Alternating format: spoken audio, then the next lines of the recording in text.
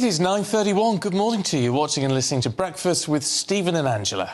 Now, as a nation of professed dog lovers, 16 million of us have one waiting to greet us when we get home. Yeah, but if you are a dog owner, be warned. Keep an extra eye on your four-legged companions because, and this is awful, 5 dogs are stolen every single day. Well, today we're joined by the founder of Stolen and Missing Pets Alliance, Debbie Matthews, who was herself a victim of dog theft in 2006. And she's brought Pepper with her. Look, she's looking so good sitting there on the table. But we'll come and talk to you both in a moment because we've also got with us Pet Detective and Police Liaison Officer of Dogs Lost UK, Wayne May. Now, Wayne, you actually had dogs stolen yourself, which is how you got into this, isn't it? It is, yeah. I've always been into animal welfare and rescue since leaving school. But unfortunately, as a rescue, we was broken into and we had 5 dogs stolen. We had hundreds of people putting thousands of hours in to get my dogs back. And the least I can do for the rest of my life is repay them people that helped me. How many did you get back of the 5? Only 2. Oh. We got 2 outstanding, and during the burglary, unfortunately, one was deceased. Oh, why are they being stolen? Do you know what they're going to do with them when they've got them? They're stolen for profit, to sell and to breed from. So the criminal gangs and the individual criminals are stealing his dog for, quick profit. And as Debbie will tell you, when they get caught, the reason they're doing it is the sentencing doesn't fit the crime. So Debbie, what do we do about that? Because, I can't believe the figures. I can't believe this is happening as much. Well, we've worked really hard to get the law changed because at the moment dogs are property.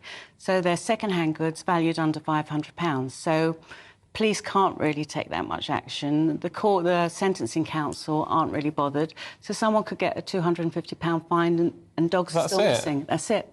So it's a low-risk, high-reward crime. But you're not property, are you, Pepper? And also they cost an awful lot more than £500 to buy, don't they? They do, but second-hand, they're priceless to us. There's no price you can put on your dog. No. And the devastation caused by the crime is, through the whole family, children, who can't sleep, worried, Having been through this, you worry about, are they warm, are they being kept, are they being fed, who's looking after them?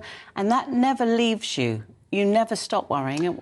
So what do you want to see happen? Because you've been pursuing this, trying to get Parliament to do something about it for a long time. Well, we did the 3 petitions, 2 debates in Parliament. Amazing MPs have supported this. We had a pet theft task force.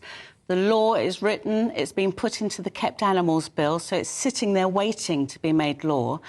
And we need a push. We need everybody to write to their MPs and get this made law. It's simple. It's 5 hours we need.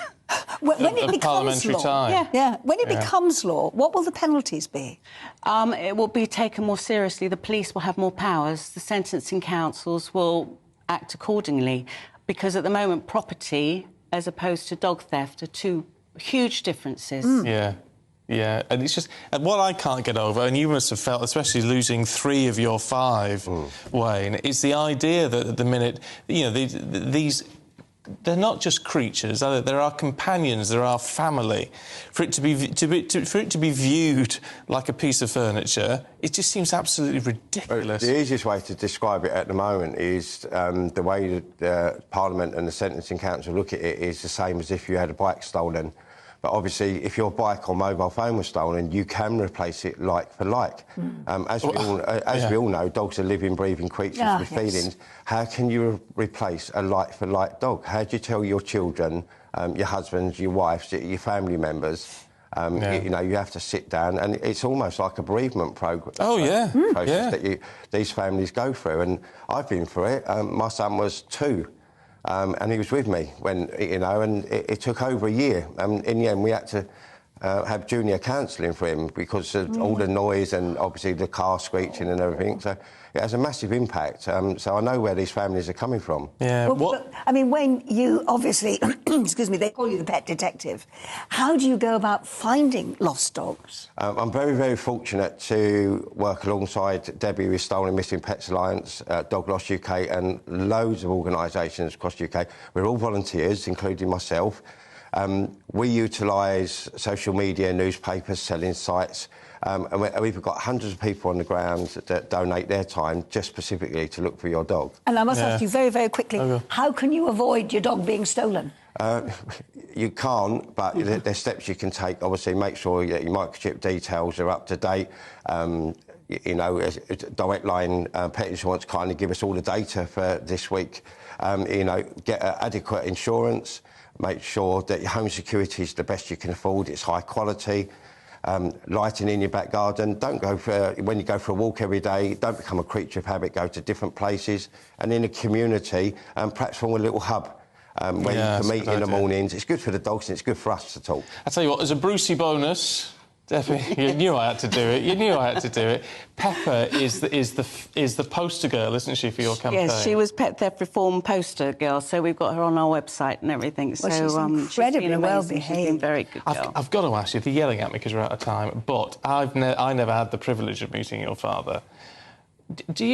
How is it with his sort of, I was going to say living under his shadow, is it living under his light? Is it because he's so loved in this country, even still? He is so loved, and it was wonderful being part of the family. He was a wonderful family man, you know, we were all kept together and strong, and we miss him terribly every single day. There's, you know, as everybody has lost their father, but he was very special. We loved him. Is there a comfort in knowing that he is held very closely in the hearts of the country? Yes, I mean, it's lovely. I often get posts or something's been shared on Twitter or apps, you know, on Facebook, and people share the stories, and it just goes on. It's lovely because it never ends. It was a shock at first to hear his voice when they would show something again on television, but wonderful. It was a very famous granddad, eh? Yes. Yes. There you go. Thank you so much for coming in. Thank you. Especially Pepper. Thank you both very much indeed. Thank you, and Pepper too. Gosh, yeah, she'd better behave than some of the guests we had. Yes.